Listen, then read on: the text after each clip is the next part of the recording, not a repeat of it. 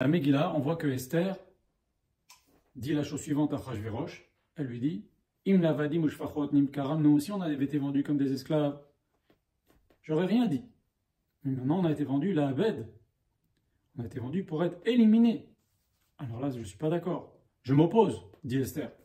Quel est le problème? C'est quoi? Qu'est-ce qu'il y a derrière cette discussion-là? C'est que, bien sûr, parce que dans la Torah, il est indiqué que si on ne fait pas la Torah et les mitzvot, on sera vendu comme des esclaves, chas v'shalom. Mais il est marqué aussi dans la Torah qu'on ne sera jamais détruit. Alors qu'est-ce qu'il a fait Haman? Il a été à Achashverosh, il a dit tiens, voilà 10 000 kikar kesef, tiens, voilà vraiment des tonnes et des tonnes d'argent pour que tu me donnes le peuple juif et j'en fais ce que je veux.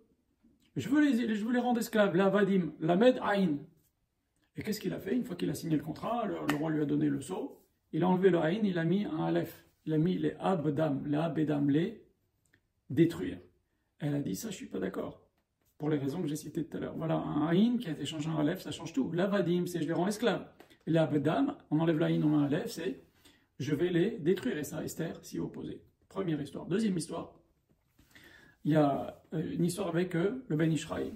Ben Ishraï, pardon, pas le Ben Ishraï, excusez-moi. Une histoire, oui, avec le Ben Ishraï, excusez-moi, qui raconte que il y avait deux frères qui étaient au chevet de leur père, qui allaient bientôt décéder. Et le père avait deux choses très précieuses, une très grande richesse et un Sefer Torah qui avait été écrit par Ezra, qu'il se passait de père en fils, de génération en génération. Et le père a dit, du fait que nos Chachamim nous ont dit que le meilleur associé, il sera l'associé d'Amalek, c'est-à-dire que des associations, ça se termine jamais bien, je ne veux pas que vous soyez associés. Donc, un prendra l'argent, l'autre prendra le Sefer Torah. Je ne veux pas deux propriétaires sur une même chose, associés, je ne veux pas de choses comme ça. Et les enfants, quand le père est décédé, les enfants, ils ont été jusqu'au Din Torah pour savoir qui va pouvoir hériter du Sefer Torah, parce que c'est un honneur d'avoir un Sefer Torah écrit par Ezra Sofer.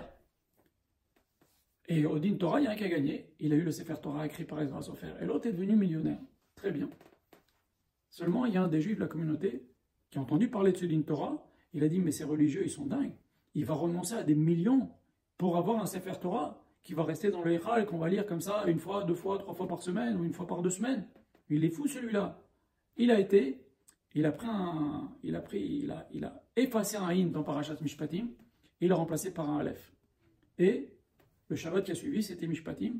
On a lu dans le Sefer Torah et le Baal Koré, il s'arrête. Et il voit qu'il y a un Aleph à la place du Aïn. Il dit le Sefer Torah est pas soul. Drame, drame, drame. C'était sa fierté d'être le possesseur de ce Sefer Torah qui avait été écrit par Ezra. Et il en est vraiment été très très très très triste. Et qu'est-ce qu'il a fait? Il s'est endormi, il était très malheureux. Et en rêve, qui lui vient en rêve? Ezra. Ezra lui dit non, le Sefer Torah il n'est pas pasoul. Seulement il y a quelqu'un qui s'est amusé à effacer un Aïn et l'a remplacé par un Aleph. Comme Aïn, ça veut dire œil, va voir à tel endroit la synagogue, il a perdu son œil.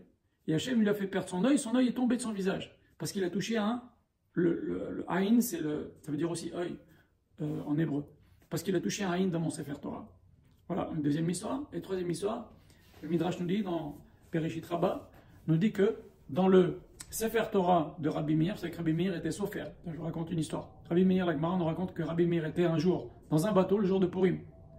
Et comment il a fait? Il n'avait pas de Megillah. Alors comme il était Sofer, il a écrit vite fait une Megillah et il a lu. Alors, parce qu'on ne peut pas, il la connaissait par cœur, mais on doit la lire dans un parchemin. Donc il a écrit une Megillah dans le bateau, le jour de Purim, et il a lu dedans, et il a fait la mitzvah. C'est ce que nous raconte la Gemara.